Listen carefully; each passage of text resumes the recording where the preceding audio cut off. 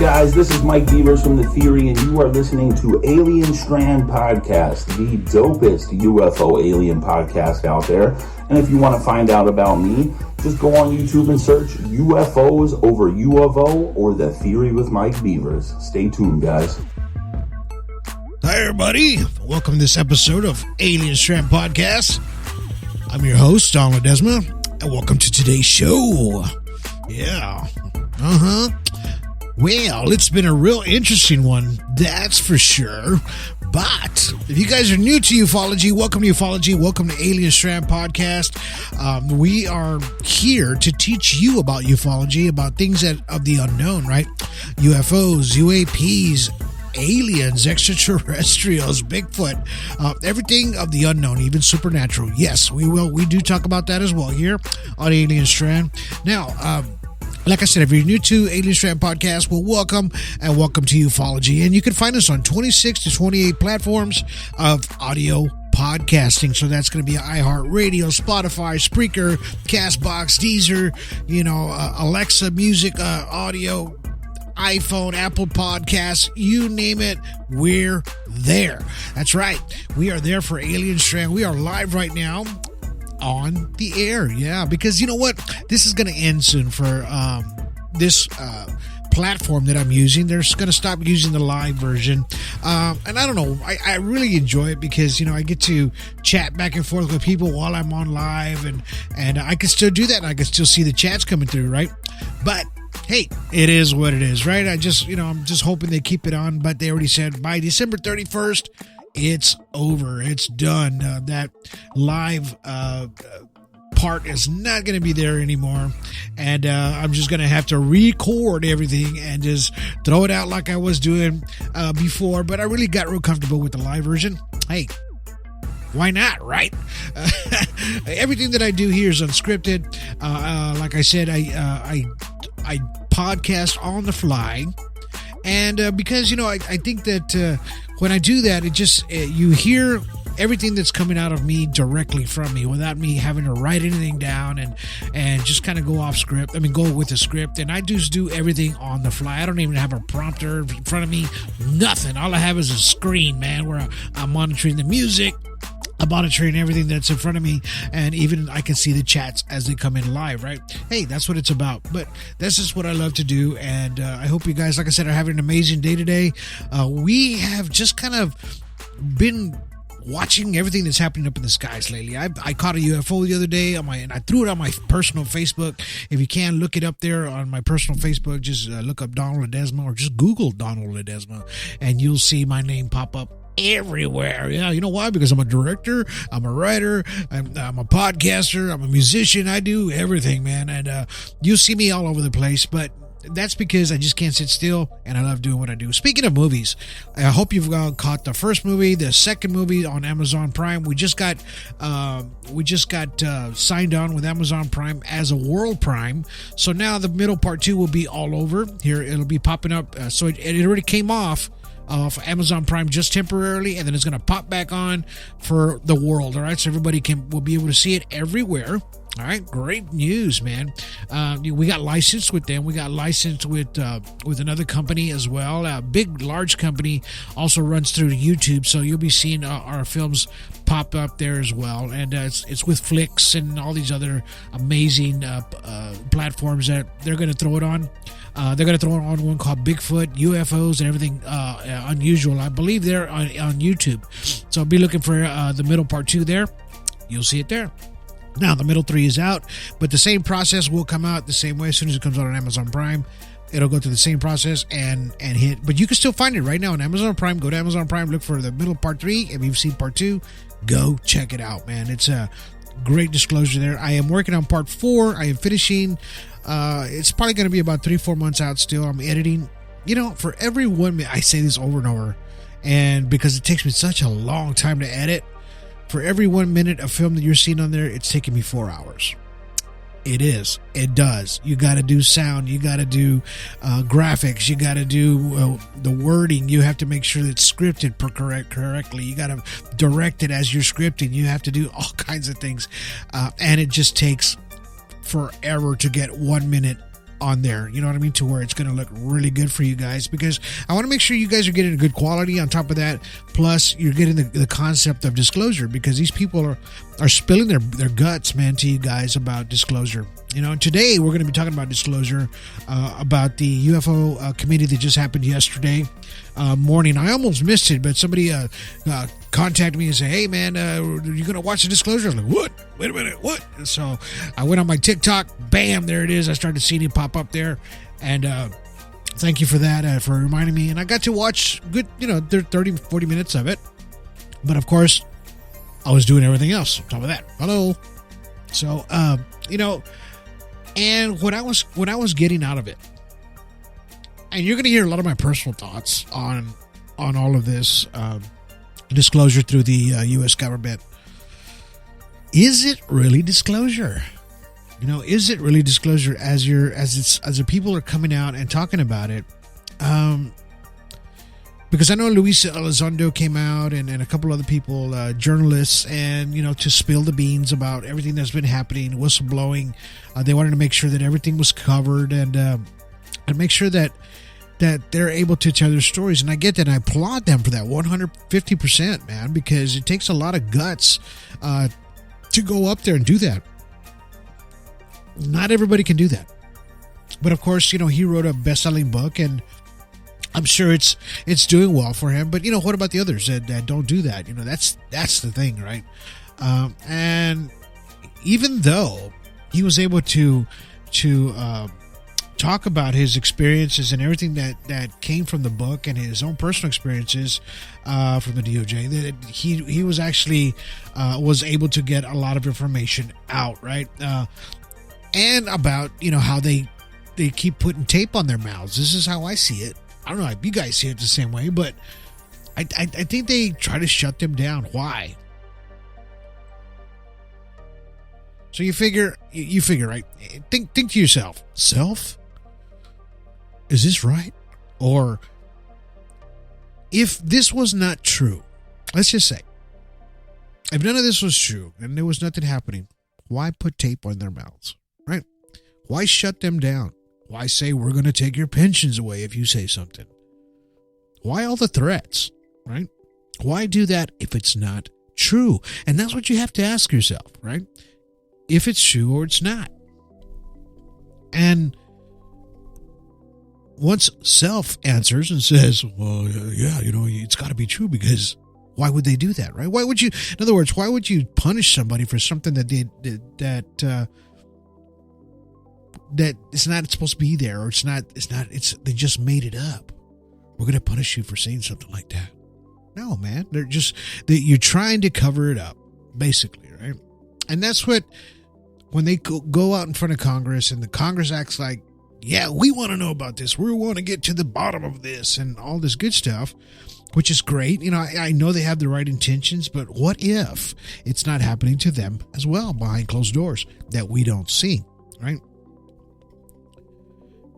And if you guys don't know what I'm talking about, so on November 13th, this says, I'm going to read this to you through NPR News. It says, experts testify that lawmakers that in U.S. is running a secret UAP program, right?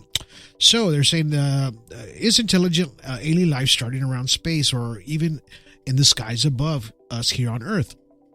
Has the U.S. government been covering up unexplained phenomena? Hello. Using secret extraterrestrial discoveries to boost its own technology, right? We've been talking about that for years, about things like that, right?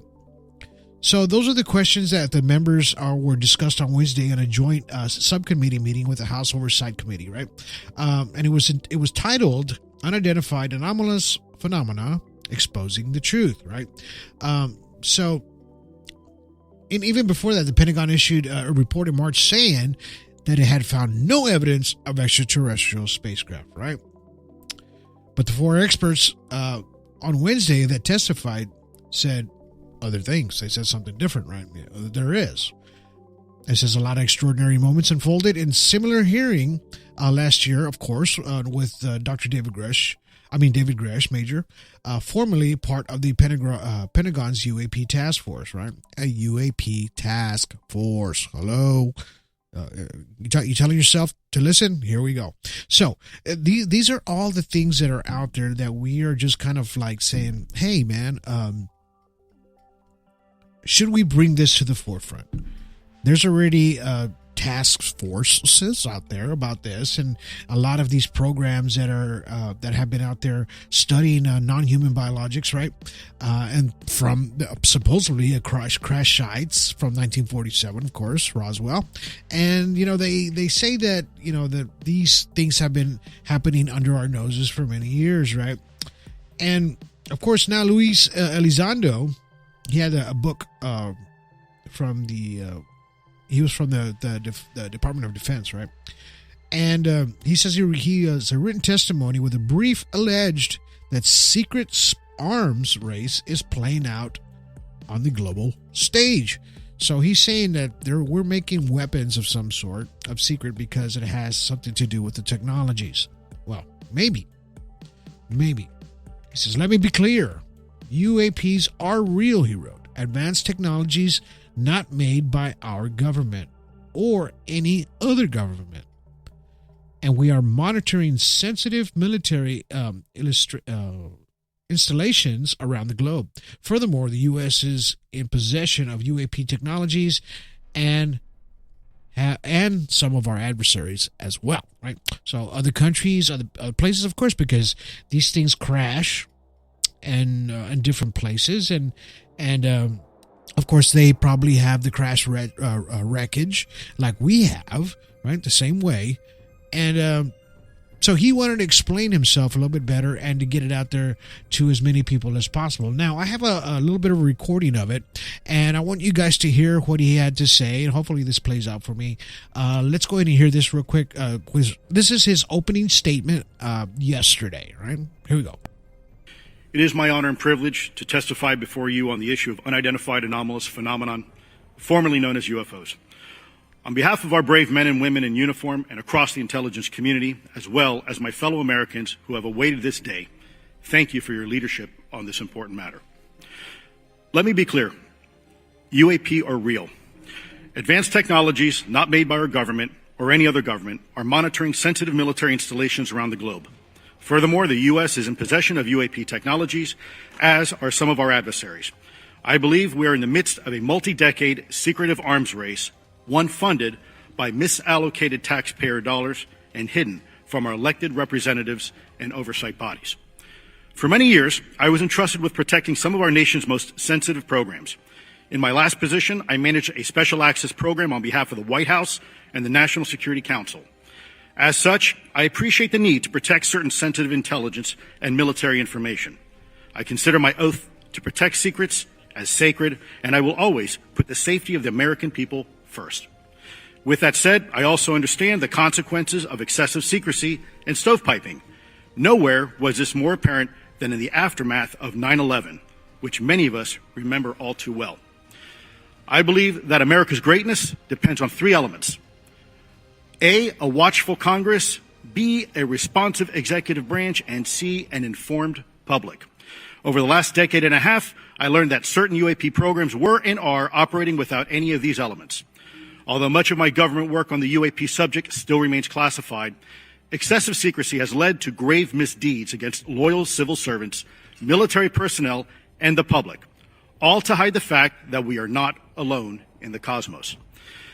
A small cadre within our own government involved in the UAP topic has created a culture of suppression and intimidation that I've personally been victim to, along with many of my former colleagues. This includes unwarranted criminal investigations, harassment, and efforts to destroy one's credibility.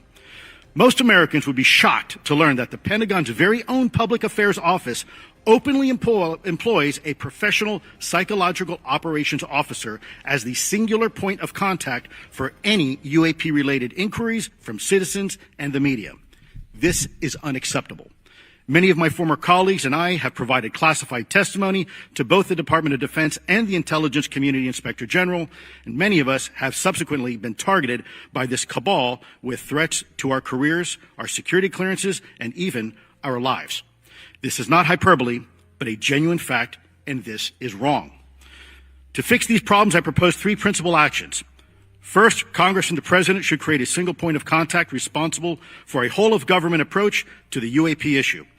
Currently, the White House, CIA, NASA, the Pentagon, Department of Energy, and others play a role, but no one seems to be in charge, leading to unchecked power and corruption. Second, we need a national UAP strategy that will promote transparency and help restore the American public's trust at a time when the public's trust is at an all-time low. This strategy should include a whole-of-government approach, including the academic and scientific communities, the private sector, and our international partners and allies. Third, Congress should create a protected environment so whistleblowers desperate to do the right thing can come forward without fear. As it currently stands, these whistleblowers suffer because of stigma, a code of silence, and concerns about retaliation. These whistleblowers should be encouraged to come forward in ways that protect them against any forms of retaliation. Policies and procedures should ensure that protection, and for those who refuse to cooperate, it is up to the members of this committee and the other lawmakers to wield their subpoena power against hostile witnesses and prevent additional government funding to those UAP efforts that remain hidden from congressional oversight. Now, everything he said there was on point, man. I applaud him for every single thing he said there. And as it should be, right? And so how do we figure out around that? How do we get around that to where the protections against whistleblowers and everything is in a solid law, or to where he's saying it's starting off from the president and everybody else to stop the corruption that's in between? In other words, there's a darker side to that, of course, had always been. There's things that they've even kept away from the president. We've all known that, because they always ask the president, even up to Obama. They asked Obama, Clinton, and they even asked Donald Trump about UFOs, UAPs, right? And they kind of wiggle their way around it, around the answer, right? Why? They don't give those answers to them as well.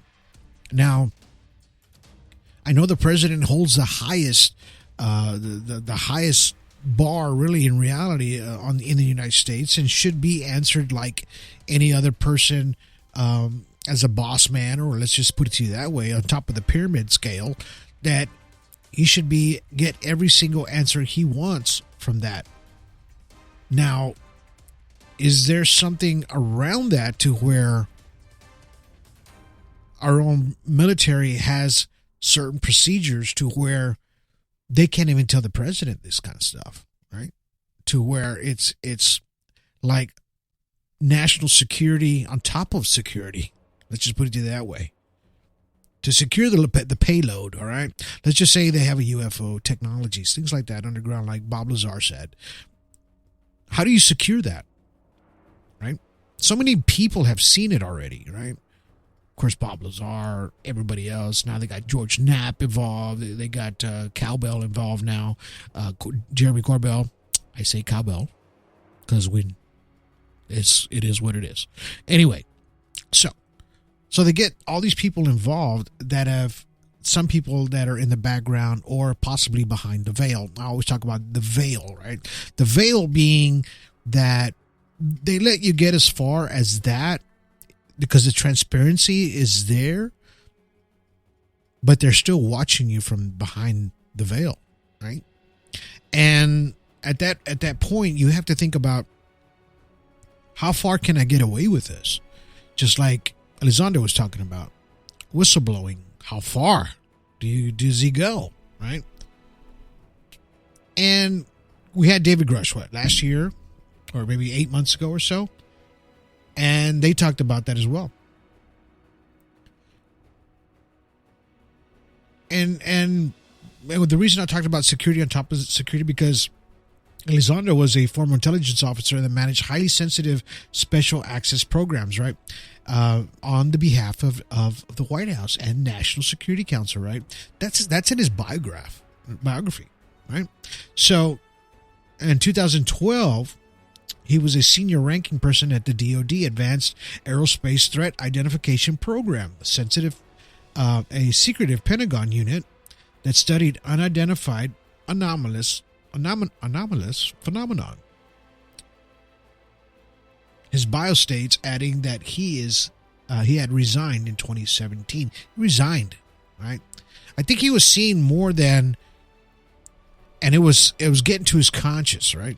To where I'm seeing more than I should be seeing, and nobody else is seeing the same things out there. And it's behind this veil, right? That he's not supposed to pass that line. Let's just say the line of scrimmage in football. You know, you're not supposed to pass that line. If you do, you get in trouble.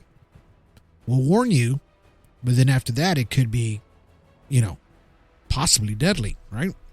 Which they talked about in the 1950s, 1940s, in the Project Blue Book, and we all saw it in the films and all these little movies and things like that about what happened to people if they spoke out about UFOs, technologies, crafts, UFOs, aliens, bodies. Different technologies out there that we didn't know back then in the 40s and 50s and 60s, right? And of course, hey, the desert, like they said, the desert is a big place where a lot of people can be buried in, right?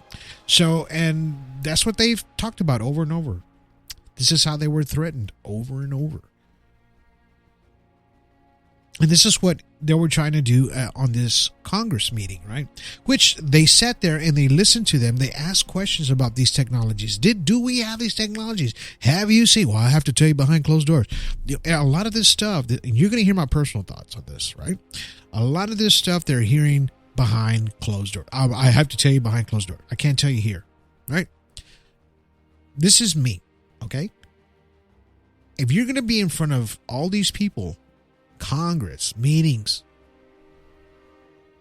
and you're there to spill disclosure, but you're not, I mean, what are you there for?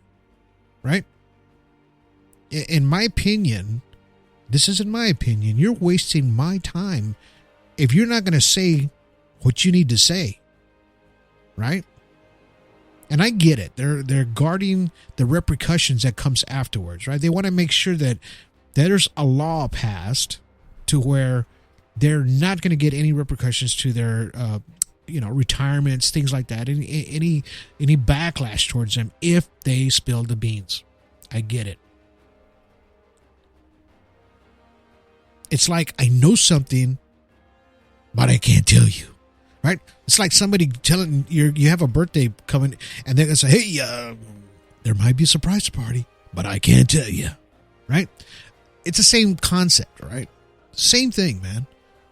If you're going to go out there in Congress and give all this information and everything that you've seen, which noted correctly, it's there on paper. I get it. That's what they're trying to do, put it on paper, which is fine.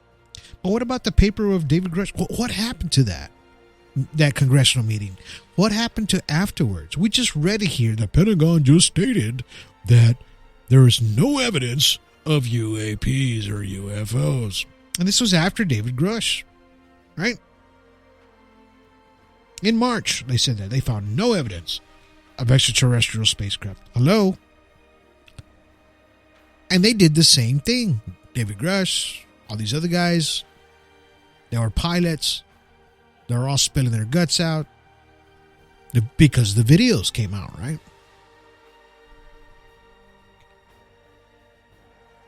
Now, who's to say that there is no videos that Elizondo may have stumbled across, right? That are out there.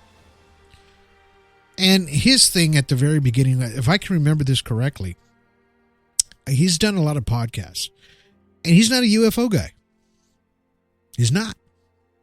He's not this disclosure person about UFOs and UAPs, about technologies. And in other words, he's not a guru of ufology. He just wants to tell you what he witnessed, what he saw.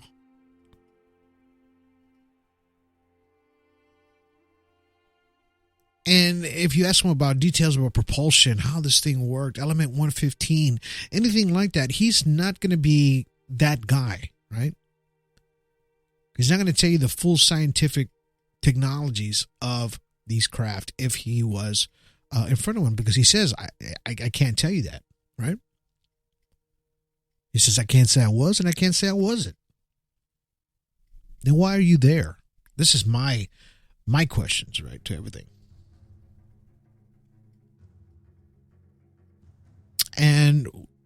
it was 3 hours or 2 hours of, I'm going to tell you this, but then I can't tell you. I got to tell you behind closed doors. Then, if you noticed, after the first hour, I was watching their body language. Okay, I used to be a police officer back in '94. I went to the police academy. Everything that I was taught in the police academy, I soaked up like a sponge, especially detective work. I should have been a detective, really, in reality. I would have been an excellent one. Anyway, so they teach you about body language. I took classes on body language and how people are lying or how people try to veer away from the truth, right? And you study body language, right? I saw videos and I had to write something about body language, how you can tell when people are lying or when people are trying to get away from something. After an hour, if you watch Elizondo's body language, he starts leaning a little bit to the left, right? And he starts leaning as the other people as well. And then you start seeing George Knapp, you start seeing Cowbell in the background. They're on their phones constantly messaging back and forth, blah, blah, blah. But at first, Elizondo, he's straight up, his body's straight up like an L shape. Like he knows what he's going to do. He has the authoritative voice. He's super confident. But then after the first hour and a half, you see his body language start to change. Now, is he getting tired? Maybe. But I see his body language start to change. He's starting to sweat more as they're asking him these questions, right? Like, I wasn't prepared for what's happening. Or is there somebody to the right of him that shouldn't be there or is watching him, right? This is the body language. He starts leaning that way. If he started leaning the opposite direction, means that the person that he's trying to get away from is on the opposite side of him, right?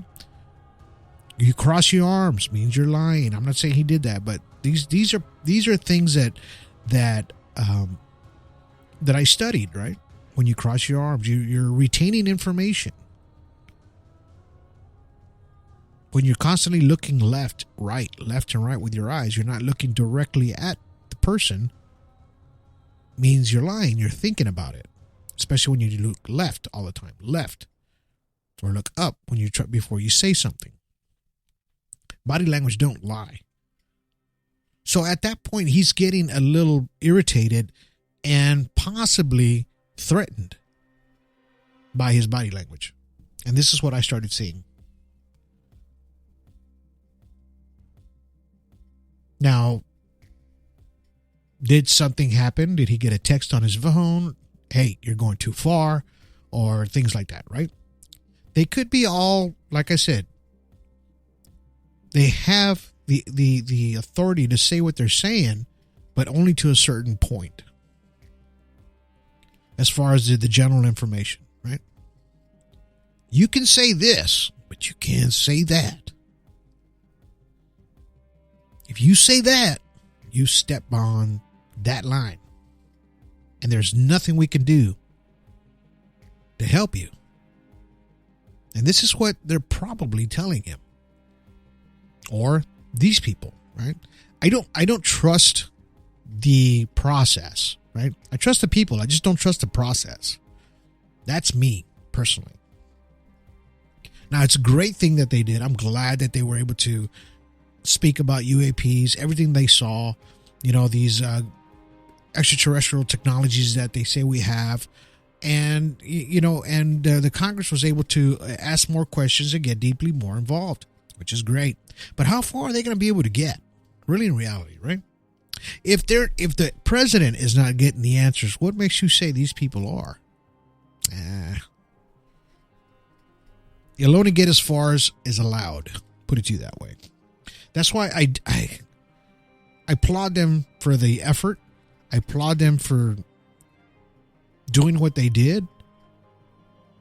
But at the same time, I want to make sure that, and they want to make sure that their pensions, their lives, their livelihood, everything is covered by the disclosure, right? That they're about to say. I'll tell you behind closed doors. I'll tell you behind closed doors. How many times did you hear that? Right? like a friend used to tell me, if I was a fly on the wall, right? If I could be a fly on the wall, just to listen to that. I mean, there was some stuff that Bob Lazar told on the Joe Rogan podcast. He says, I'll tell you after the show. And he told something to Joe Rogan, and Joe Rogan still talks about it. Like, yeah, he told me something I can't say, but he goes, I was very skeptical about Bob Lazar. This is Joe Rogan. And then he says, but you know what? I believe him. I believe him.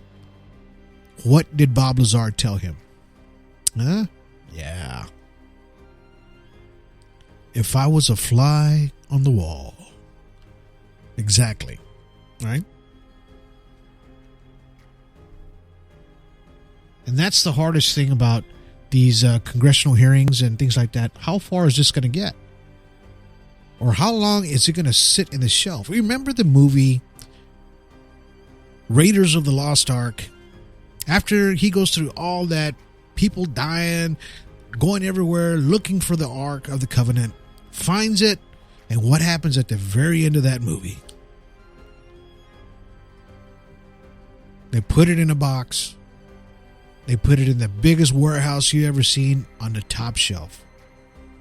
It says top secret, right? And that's where it stays. Same thing, same concept here with these congressional meetings. What happens to that paperwork? Goes in a box. Goes on a top shelf somewhere. Says important documents. But then they set it on the top shelf and it starts collecting dust. Nothing happens afterwards, right? Out of sight, out of mind. And those are the realities and the truths about disclosure. This is what we're up against on disclosure. This is why people, you out there as ufologists, regular people like myself, who have been researching and studying ufology and extraterrestrials and everything like that, is because the disclosure is coming directly from our own research, not somebody else's, right? We are researching all of this phenomenon ourselves because we want the answers. We want the right answers. We want to make sure that we're able to tell people out there and show you exactly what's out there as far as disclosure.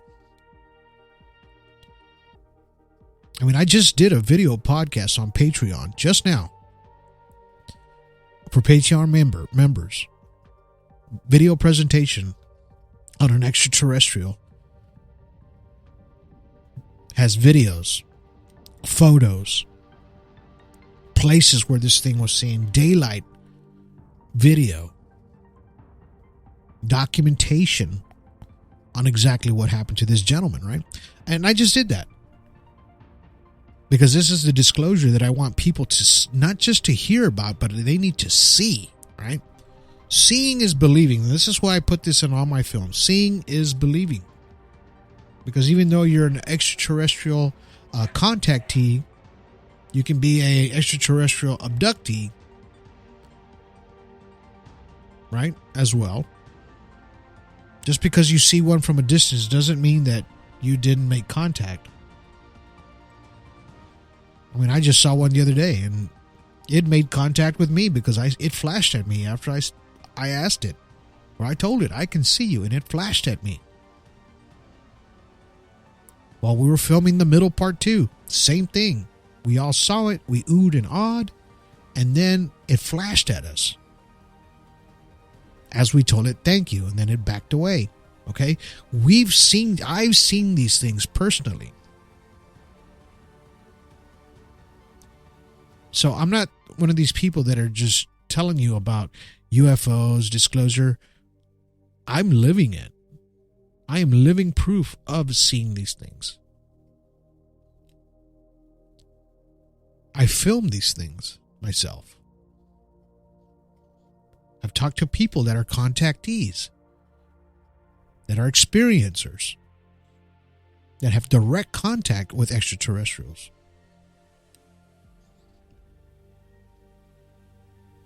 You've heard my interviews with people that have been contactees or experiencers, right? Stories are a little different sometimes, but it all ends up the same way. But the disclosure is there for you to hear and you to see. So when these committee hearings come out, which they're great, I'm glad they're doing it. But are they wasting your time? Or are they wasting the time there? Instead of getting down to the bottom line. I would like to see a committee hearing when they're showing the videos.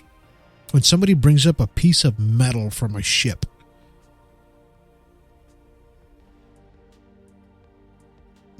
Or actual videos of extraterrestrials. Or people that have scars because of these implants that they've been pulling out of people. The actual implant, and show them there so people can touch it with their hand and see it. Physical evidence, man. That's the kind of congressional meeting I want to see. Don't just tell me. Show me. Right? You've heard me say that over and over.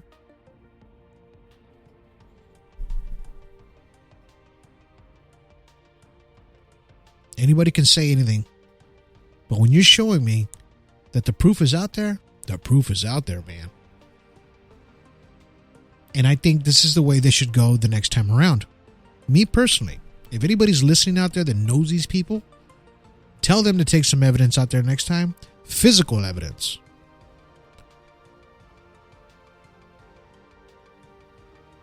Because right now it's just hearsay. Word of mouth.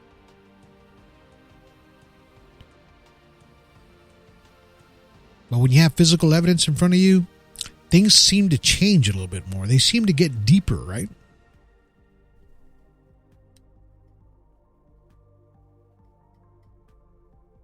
That's when things will change for disclosure, I believe. That day will change that way.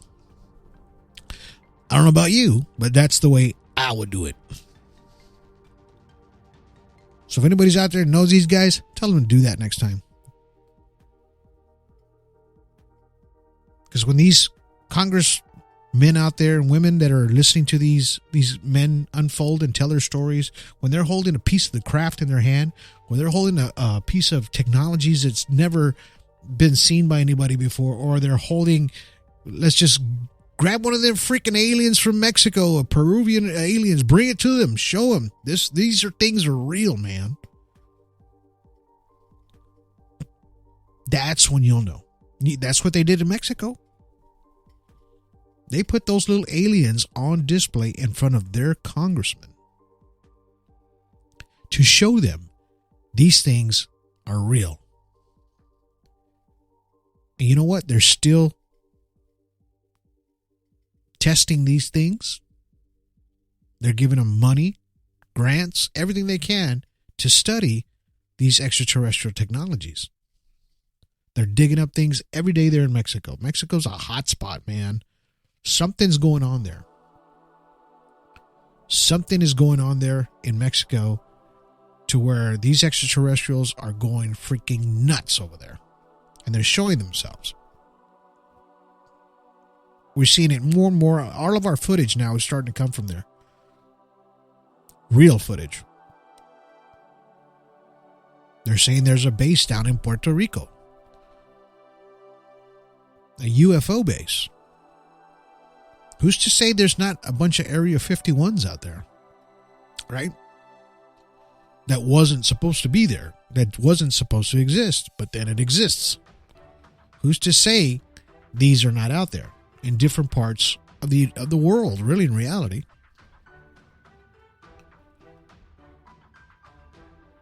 So yeah, take everything in stride. Take all the disclosure in as much as you can get. Learn as you go. Listen to great and amazing podcasts, just like Alien Strand. Listen to other podcasts as well. They will teach you a lot of things out there. Now, you can listen to other podcasts that will downplay a lot of things as well. I just heard one the other day, and to me, it's like, heard this podcast talking about ufology, UFOs, aliens, extraterrestrials, and it made us sound crazy. It made us sound like nuts. Like, no, this isn't really happening. These people think they're seeing this. Could it be pareidolia? Could it be this? Could it be that? Right? And I'm thinking to myself, this podcast sounds like when you talk to a scientist, astrophysicist, and you're telling them about that God exists, right? And they're telling you, no, it doesn't. Science is God. Right? And it's the same concept on some of these platforms, some of these podcasts out there, or some people out there have the same kind of mentality of thinking.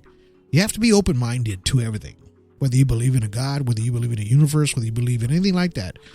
Things just don't happen because they happen. Something makes it happen. It takes a forward motion in order for the process to unfold. Think about that. And I'll just leave that there. All right, guys.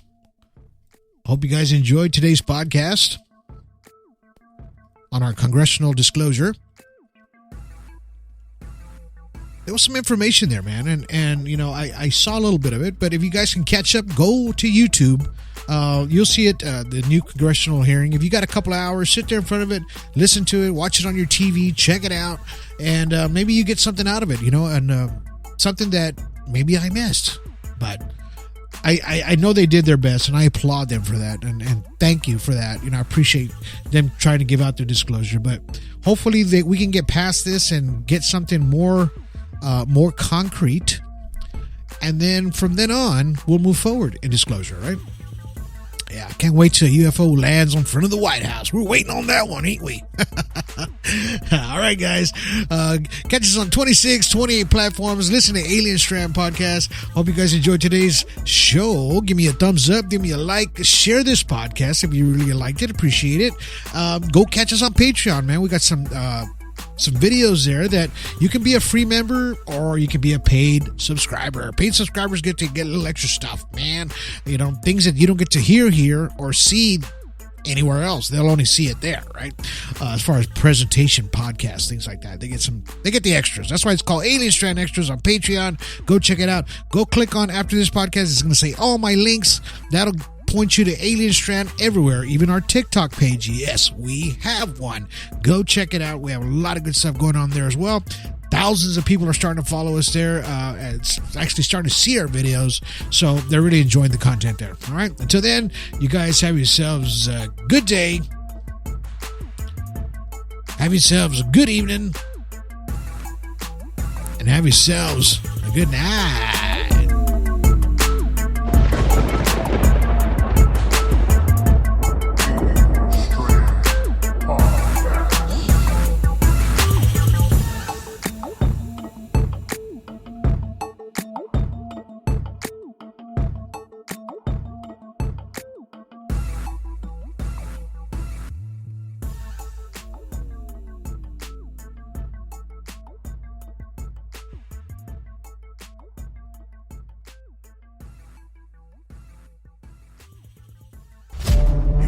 About CE5 and extraterrestrial contact, download my new book, now on Amazon, Barnes & Noble, Apple, and 14 other platforms. Book authored by Donald Ledesma. CE5, Frequencies of Contact.